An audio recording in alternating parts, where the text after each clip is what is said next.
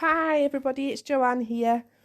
So last weekend I got totally floored by the flu, which you could probably still hear in my voice. It explains the gruff voice today, which is great timing for Christmas. Still haven't wrapped a single present, really stressing out here. However, it'll get done. It always does. So I haven't been able to record a podcast episode this week, which I was gutted about because I was really getting on a roll with it, enjoying doing it every single week. And then this happened and I've just not been able to talk. However, I then remembered that I recorded this episode at the beginning of December and I never posted it because there was just other stuff that came up that I wanted to talk about. So it just stayed in my drafts folder and it never got around to posting it.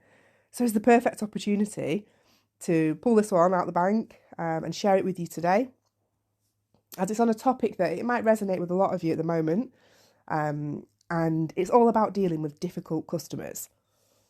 And I thought it was actually a really good time to share this episode because, if you're already in business, you may have had an increasing sales or a few more than normal with the Christmas period. In December, people are buying gifts or services and products for other people.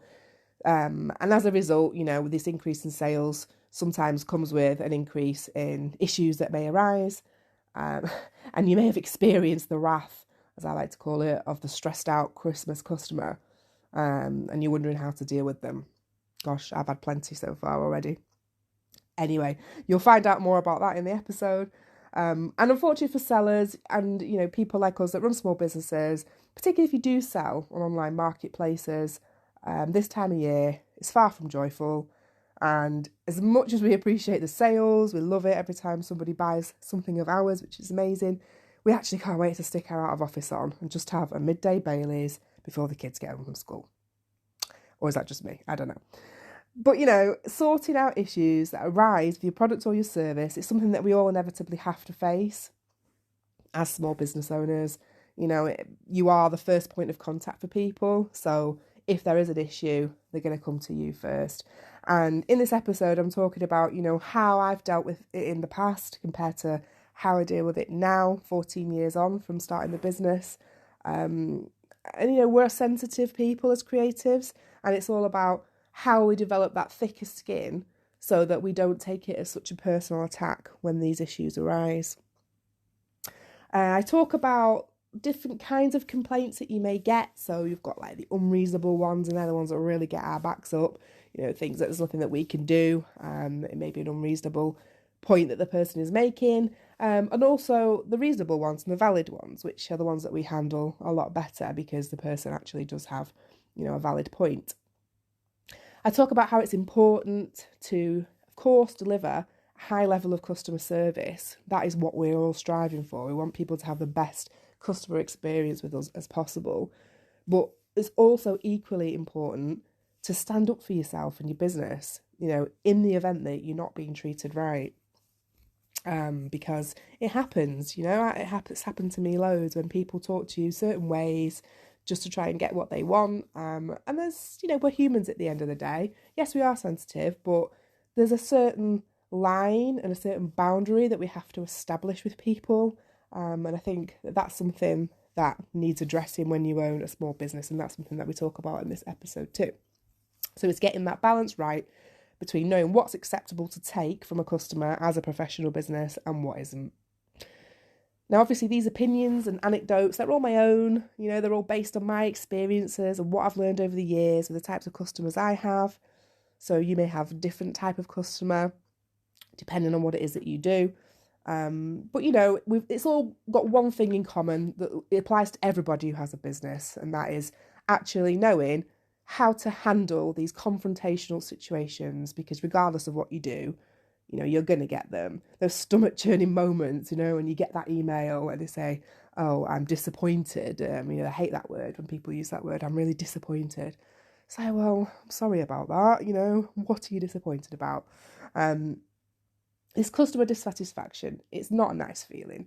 And we're going to talk about how to handle it when it arrives, just so that you don't lose too much sleep over it or feel personally attacked, because that is what happens. Like I say, we're human and we do take it personally. So yeah, I hope you enjoy it. this episode really, my main point of it was just to highlight the things that we can do as small business owners to protect ourselves from the emotional after effects of a negative experience with the customer. Because it's like this emotional fallout of that they don't realise the effects that what their words have on us. And, everyone's going through their own stuff in life, and they always say, be kind to people because you don't know what they're dealing with. And I know a lot of customers and the general public can forget that when they're just behind a computer screen or they're on a keyboard and they're throwing words at you. And it can be quite upsetting. So I really hope that this episode just gives you some confidence and just makes you feel a little bit more positive when these situations arrive, knowing that you can cope with it and you can handle it. So you may hear my voice change now as I switch to the actual episode that I pre-recorded. So I really hope you enjoy it. And yes, of course, as always, let me know any feedback that you've got. If you can rate the episode and review it for me, that would be amazing. And here it is. So, we all get them. It's just one of them things. It happens. We have to deal with it. And I think it's something that puts a lot of people off starting their own business because they know they're going to have to deal with some people at some point that don't like what they've done or, are criticising their work. And it's hard. We're, as creatives, we're sensitive souls. We are. I know I am. I know a lot of fellow colleagues that are. And, when you've made something with your own two hands, or you've delivered a service from your heart, one of your products, whatever, it's your baby. You feel protective over it. And anybody that criticises it, you're gonna get a bit upset about it. It's just human. But it does come with being an entrepreneur, and it shouldn't put you off starting your own business. So if that's something that has been on your mind, don't let it. For every bad, annoying customer that you get 100, maybe more, that aren't like that. And it's just keeping that in the back of your mind, and knowing that most people are rooting for you and most people are buying off you because they want to support you and they like what you do. And you're always going to get one arsehole, sorry, but you are. You're always going to get them. So let's talk about it. Let's talk about how we deal with it. What's the best approach, how you develop a bit of a thicker skin when you've got your own business, because it's so important. Otherwise you will just go under, and we don't want that. We want to succeed. We want to make a go of this. So I'm going to give you some tools today in the podcast episode to kind of get in your emotional tool belt that you can keep with you if the same sort of situation happens to you. And especially with the Christmas period approaching, everyone's in a bad mood. They're rushing around. They're stressed. And they start buying stuff online. They forget what they've ordered. They email you going, "Where is it?" I've had it loads already. And we're only at the beginning of December. So let's talk about how to deal with it should that happen to you if you are selling your stuff online. And if you're not, store this episode and keep it for the future, ready for when you do start selling your stuff, because you will need it. Hopefully it will really help you. So what do you do and how do you handle it when someone has something negative to say about your work and what you've made?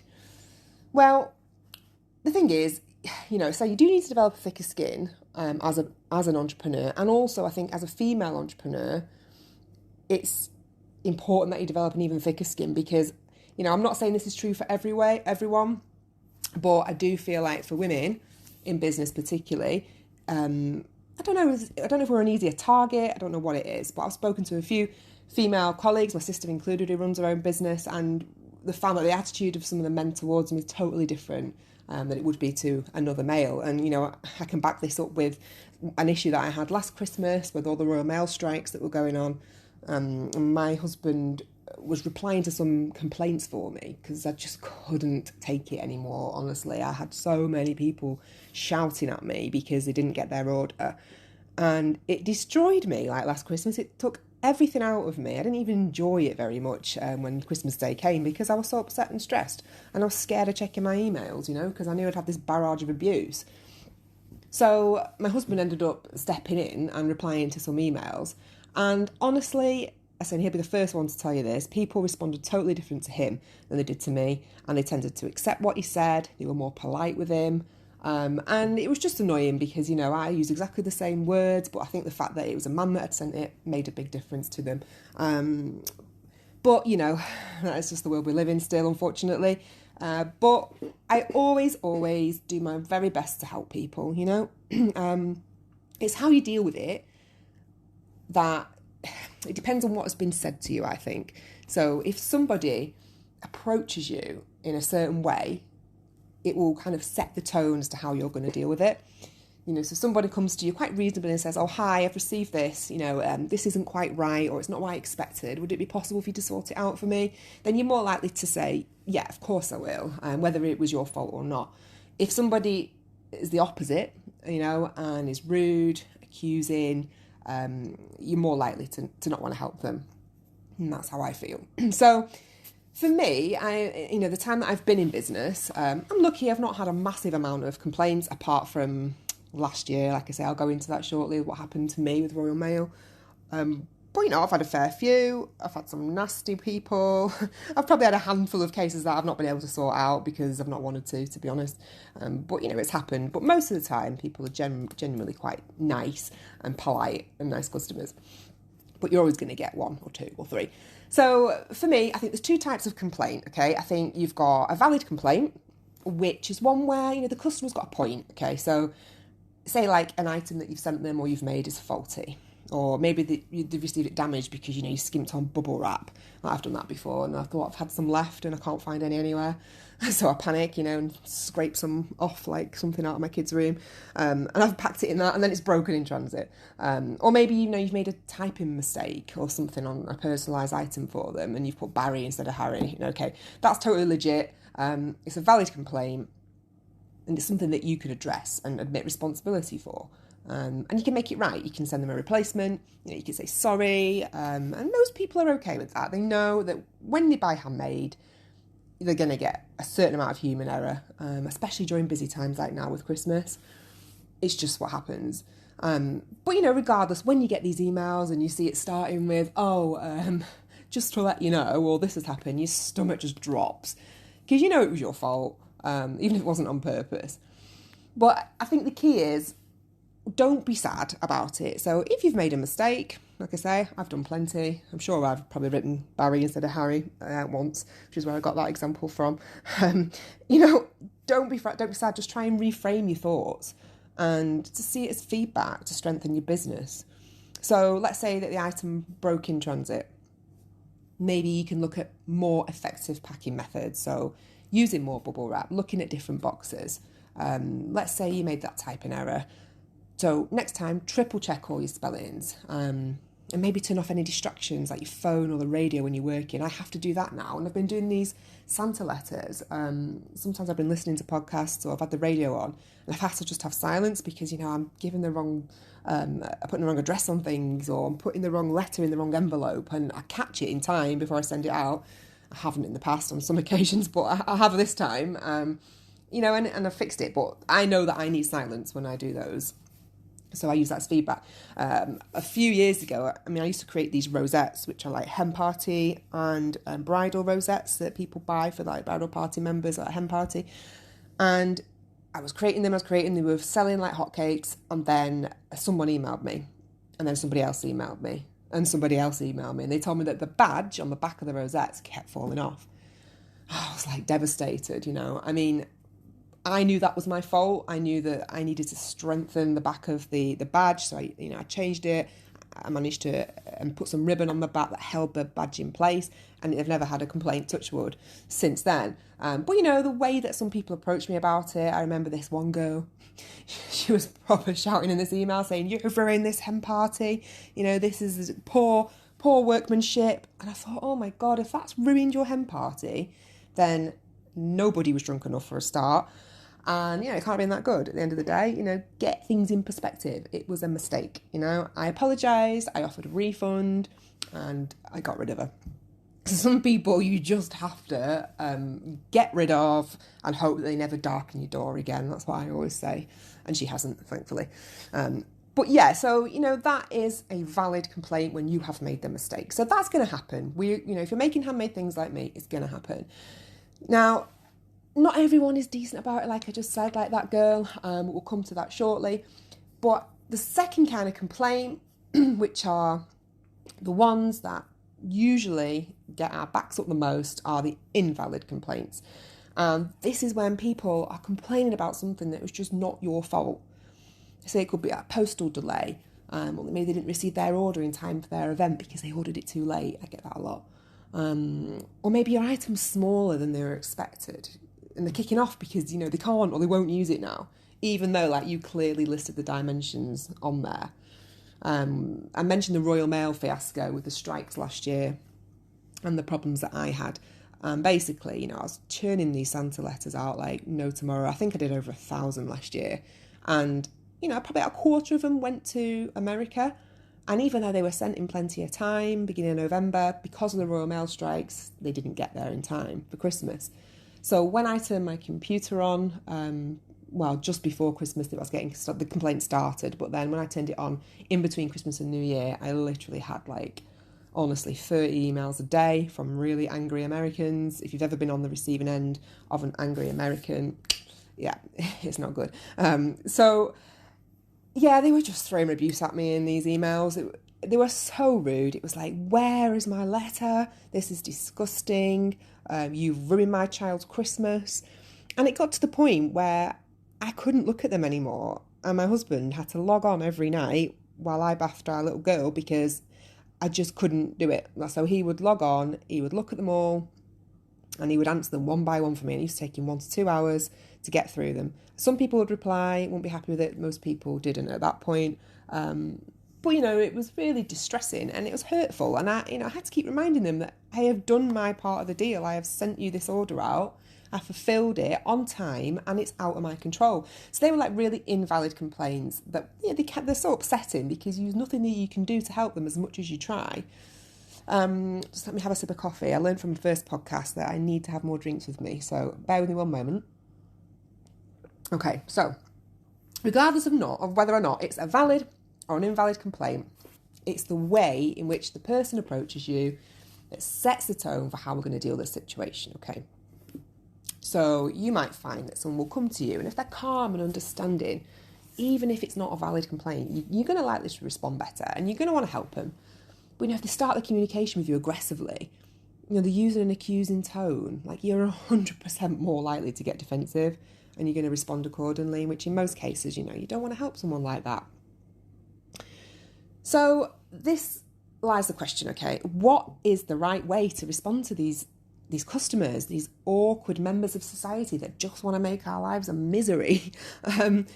Now, if you'd asked me a few years ago, I would have said, oh God, the customer's always right, do what they say, don't give in, you've got to please them, do anything, anything to keep my business image up. I would have done it.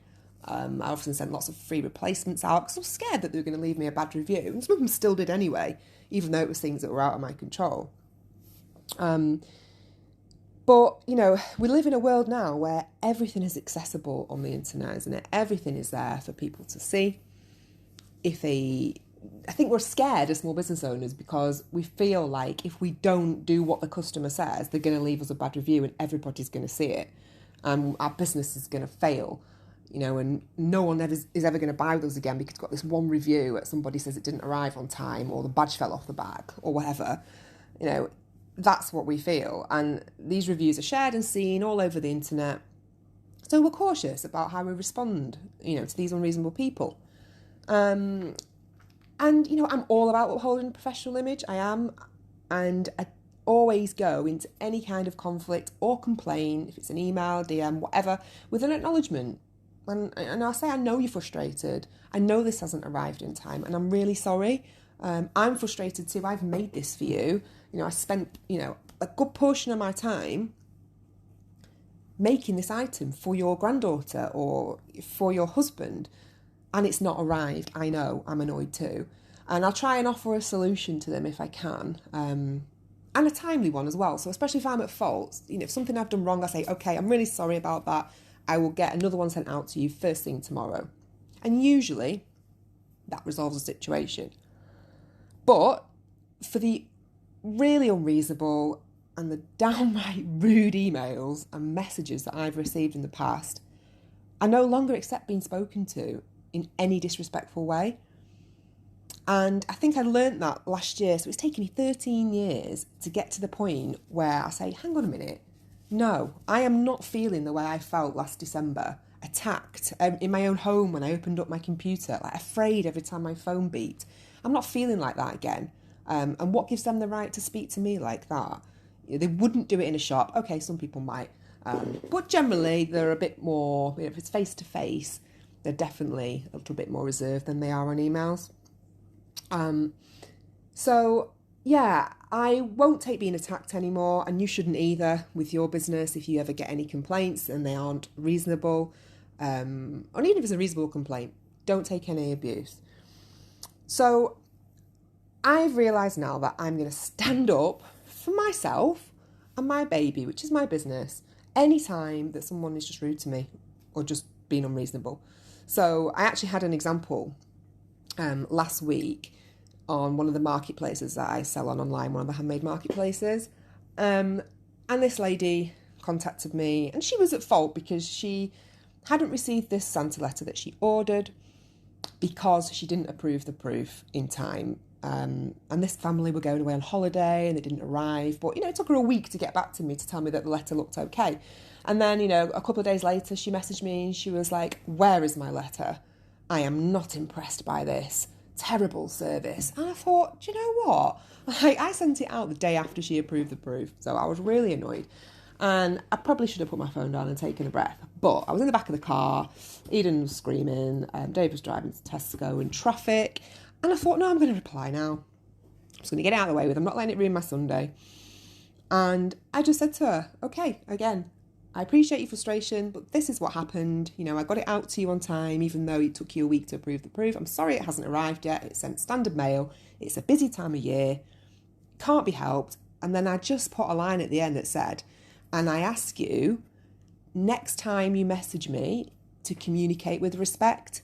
As a small business owner, I've done everything in my power to make this letter special for your granddaughter, and I just ask for some respect, And then I actually said to her, because she just really got my back up, it was a bad day, and I just said, if you've got any further questions or complaints, please contact the team at, and then they said marketplace, which was not on the high street.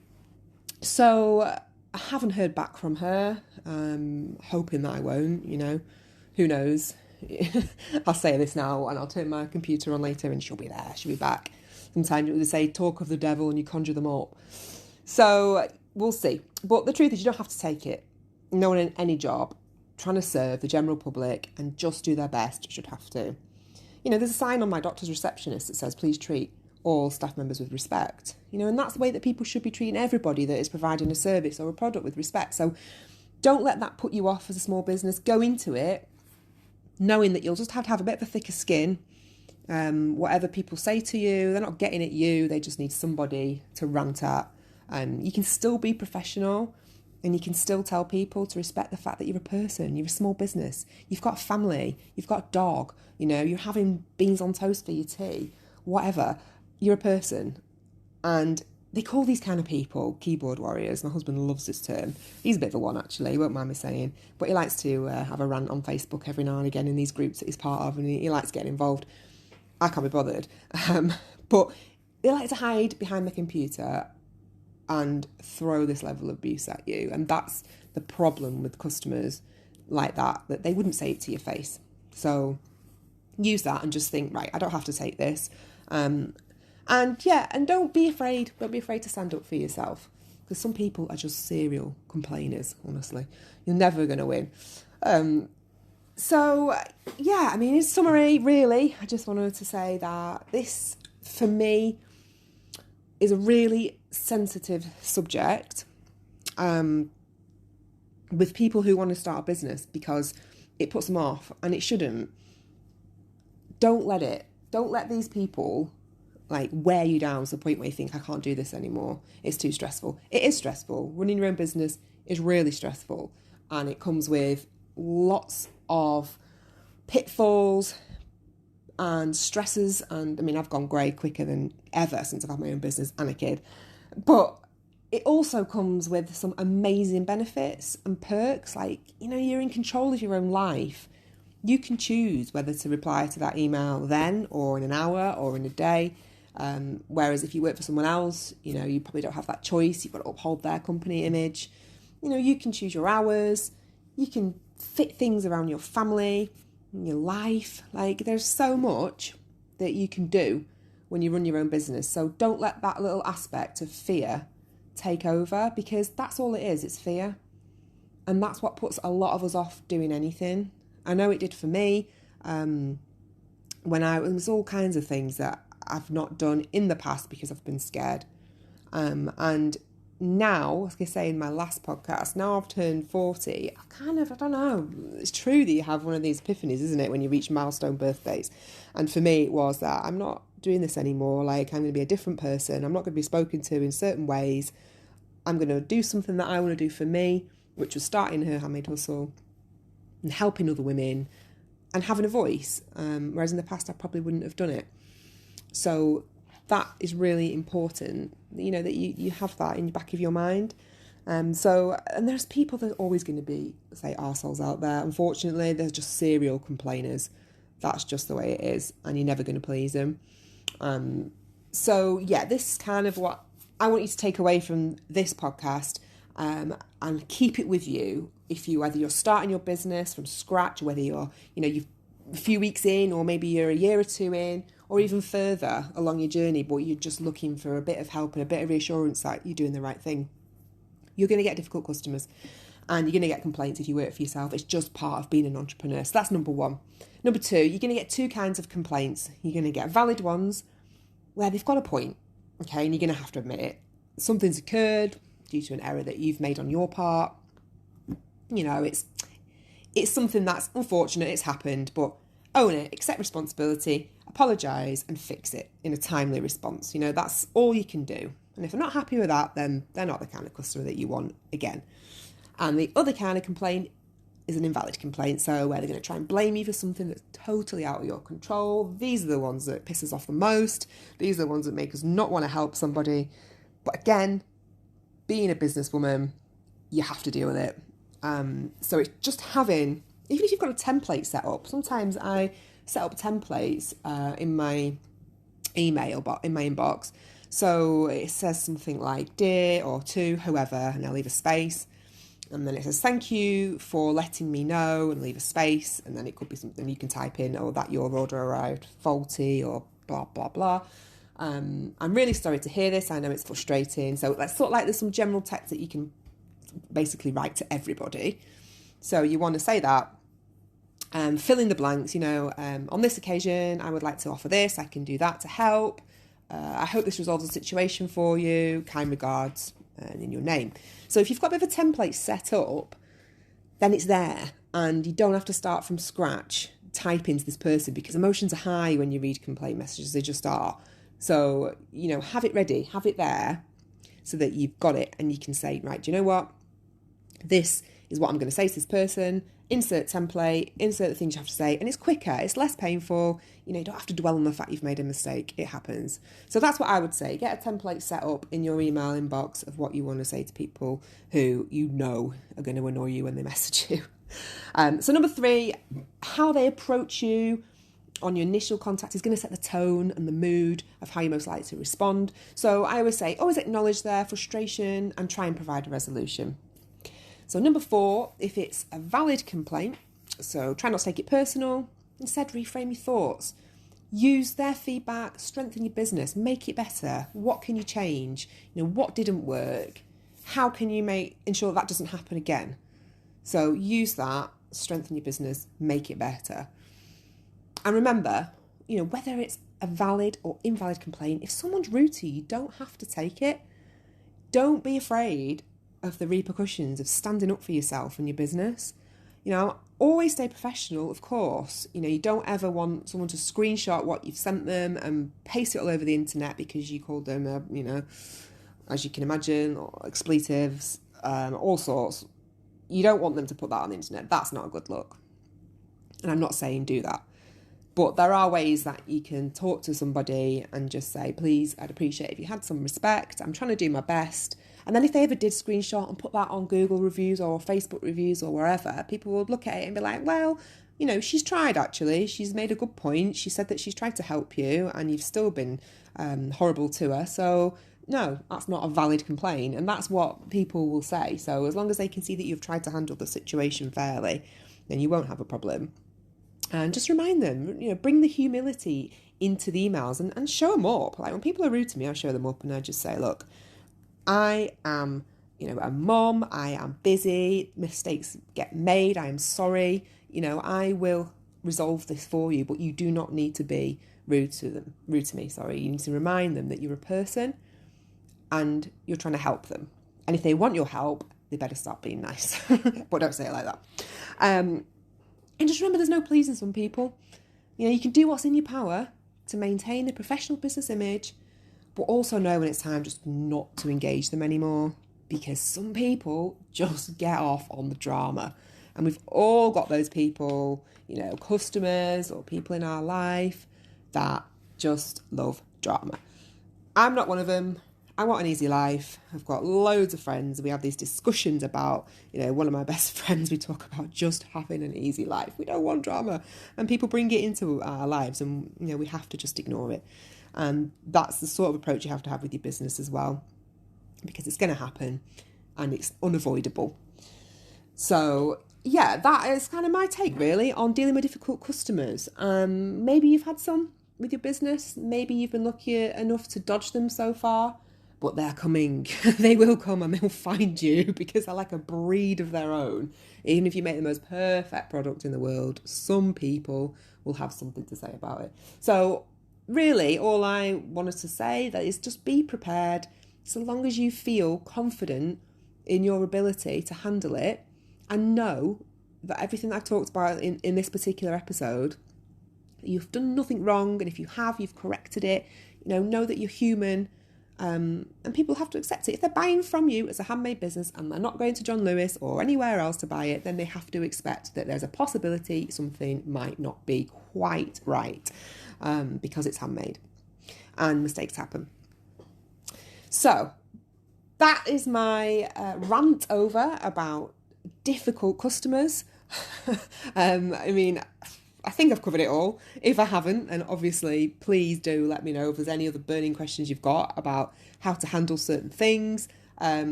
Before I forget as well, one of the things somebody asked me was about how to handle replacements when someone says they haven't got an order that you've sent out to them. We got lost in the post, blah, blah, blah. Well, now I tend to track most of my items. So I've got a tracking number and I can tell what has been delivered and what hasn't. Any that hasn't got a tracking number, I kind of try and say to them, look, give it a few more days, busy time of year.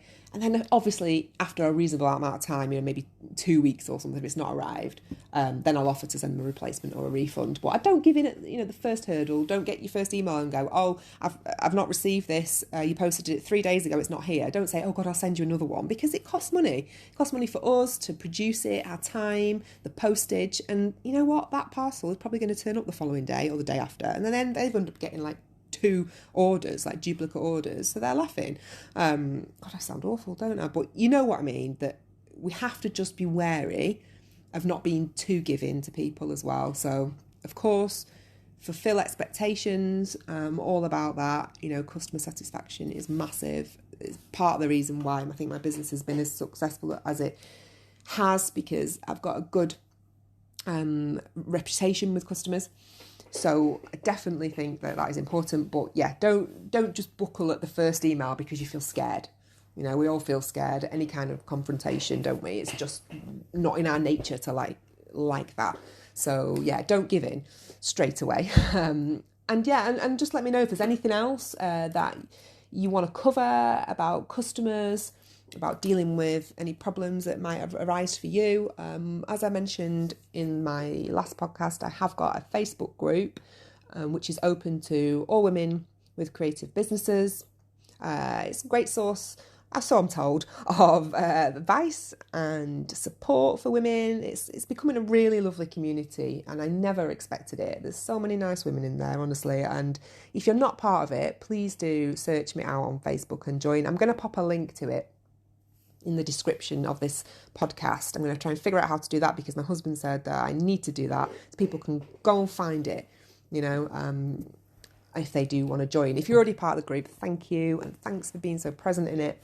and telling me that you love these podcasts. I hope this one has lived up to the first one. I know it wasn't quite as personal, and some will be, some won't be, depending on what we're talking about. But I'll always try and give you experiences from my working life and from my life in general. I'll always try and tell you what's happened to me so that you can see, obviously, it's not just you if it's been something bad, or you can learn from it. You know, I've got no qualms about sharing some of my personal experiences. I think it's important, especially in a podcast, to connect with people and be honest. So yeah, you will get that from this podcast. You'll get my 100% honesty, attention. You know, I'm here for you. I can't believe that podcasts, people are listening to them for 40 odd minutes in this day and age when everything is so busy and everyone's rushing around. Like, I'm loving the fact that people are messaging me and saying, I've listened to this while I've been walking my dog. I've listened to this while I've been at the gym. You know, one of my friends messaged me and said, I've had you on in my earphones in my phone when I was at the gym this morning, and it was brilliant. And it was like 40 minutes, and people are taking that time out to listen. And I think it's because this world of social media is so busy and so hectic. And with a podcast, you can just like tune all that out, and you can tune in on someone's voice and what they've got to say. And if it's of interest to you, then you obviously listen. I do it. I've got quite a few favourite podcasters now, and I love it. So thank you for listening to me. If you can subscribe to the channel, if that's what you call these podcast things, please do. You'll get notified then, I believe, when I upload a new episode. But I will also put it on my Facebook group. So like I say, if you're not part of it, just hop on and send me a join group request, whatever they call them, and I will happily accept you into the group. You can also visit my website to sign up to my weekly newsletter. So I've got a free weekly newsletter that's on the website. And again, I've had some great feedback. We've had four episodes, 4 editions in now, 4 issues in, that's the word I'm looking for. And some people have said that it's absolutely brilliant and it's been a great resource for them. So do feel free to do that. Hop over to the website. There's a button on there that says click to subscribe to the weekly newsletter, and you will get that straight to your inbox every Monday. And I think that is everything that I have to say today. I am going to go and pick my little girl up shortly from nursery, and I'm going to work on next week's newsletter at the weekend. But yeah, I'm absolutely thoroughly enjoying these podcasts. Let me know what you think, whether it's in the group, send me a message, email. I'll always respond to you. I'll always reply. I love getting them. And then it just helps me as well think about what to do next for you and what the next one will be on. I've got a few ideas based on what people say that they want to hear about in the group. So I will 100% take them on board and think of something for next week's podcast that is going to excite you and interest you just as much as hopefully the last 2 have. So thank you so much again for listening. I wish you all a brilliant day or night or whatever time of day it is that you're listening to this, and I will catch you next time. Thanks. Bye.